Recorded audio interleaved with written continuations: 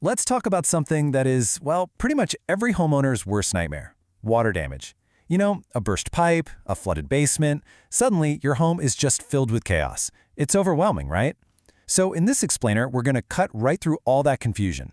I'm going to walk you through exactly what happens when the pros show up, and more importantly, what you need to know to protect your home. Let's dive in. So imagine this. You walk through your front door, and there's standing water. Your heart just sinks. The first instinct is pure panic. But what you do in the next 24 to 48 hours is absolutely critical. So, what's the game plan? What really needs to happen? Let's break it down. Now, before we even get to the cleanup, let's just talk about how this all starts, because, it's not always some giant hurricane on the news. A lot of the time, the trouble starts with something you probably don't even think about. Yeah, you could be fast asleep, and then bam, a winter freeze causes a pipe in the attic to just give way, and now you've got hundreds of gallons of water pouring through your ceiling. That's the sudden, catastrophic version of this story. But see, it's not always that dramatic. Sometimes it's way sneakier. It might be a slow, quiet leak from your washing machine hose that goes totally unnoticed for days or weeks, just silently soaking everything around it. And then, of course, there are the big ones, the forces of nature we just can't control. A massive storm rolls in, the drains can't keep up, and suddenly you've got floodwater coming into your house. And let me tell you, that's not just water. It's a nasty, hazardous mess that's a real threat to your health. So no matter how the water got there, the single biggest mistake anyone can make is thinking, oh, it's just a puddle. What you can see with your eyes, that is almost never the full story. Not even close. So this is what I'm talking about. You look down, you see a wet carpet. Okay, big deal, right? Wrong. That puddle is just the tip of the iceberg. What you don't see is where the real trouble is brewing. Water is sneaky. It's wicking its way up inside your walls, soaking the insulation, getting into the subfloor. It's a hidden disaster in the making. So how do you even spot this invisible enemy? Well, you got to use your senses. If you start to notice a musty smell, or your baseboards look kind of puffy and swollen, maybe the paint's peeling, or your beautiful wood floors are starting to warp, those are major red flags that moisture is trapped where you can't see it. And this is a really critical point. Not all water is created equal. You've got Category 1, which is basically clean water from a broken pipe. But then you have Category 3, what we call black water. That's from sewage or flooding, and it's teeming with dangerous bacteria and pathogens. It's a totally different ballgame. All right, I want you to remember this number.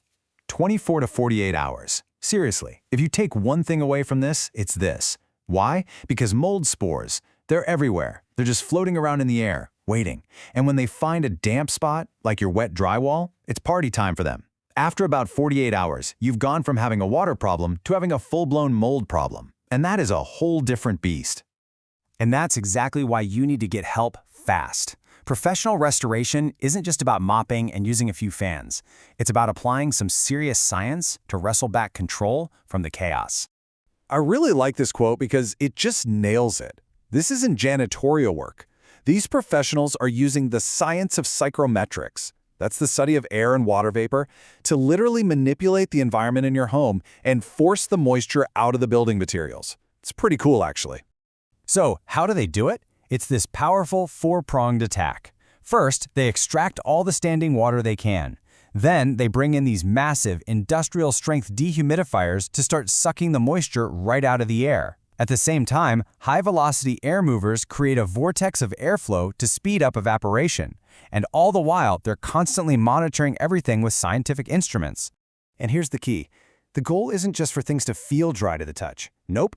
The pros use tools like moisture meters and thermal imaging cameras to actually see inside the walls and under the floors. They're getting hard data to prove that every single material is back to its normal dry state.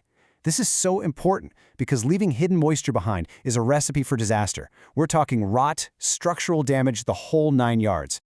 Okay, so that's the science behind it all. But what does it actually look like when a team shows up at your door? Let's walk through the playbook, step by step. Now, obviously, every job is a little different, but they all follow a pretty similar path. Day 1 is all about damage control, assessing the situation and getting that water out. The next few days are all about the drying process, with daily check-ins. It's only after everything is scientifically proven to be dry that any reconstruction can even begin. And while all this is going on, something else that's incredibly important is happening in the background: documentation. This right here is your lifeline with your insurance company. You need the photos, the detailed moisture maps, the logs of every piece of equipment used. Without this professional proof, your claim can get stuck in limbo, or worse, denied. This meticulous paperwork is everything. So, now that you know the process, let's talk about you. The final piece of the puzzle is knowing what you should do, both in the heat of the moment and, ideally, before anything ever happens.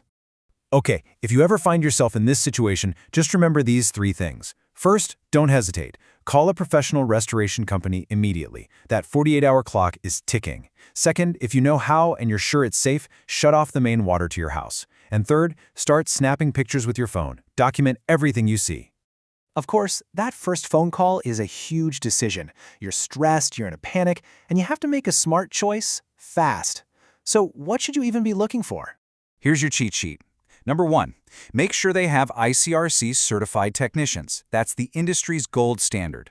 Number 2, they have to offer 24/7 emergency service because pipes don't just burst from 9 to 5. Number 3, ask about their experience dealing directly with insurance companies. And finally, do they communicate clearly and give you a written estimate? That is non-negotiable. And that really brings us to the final big question.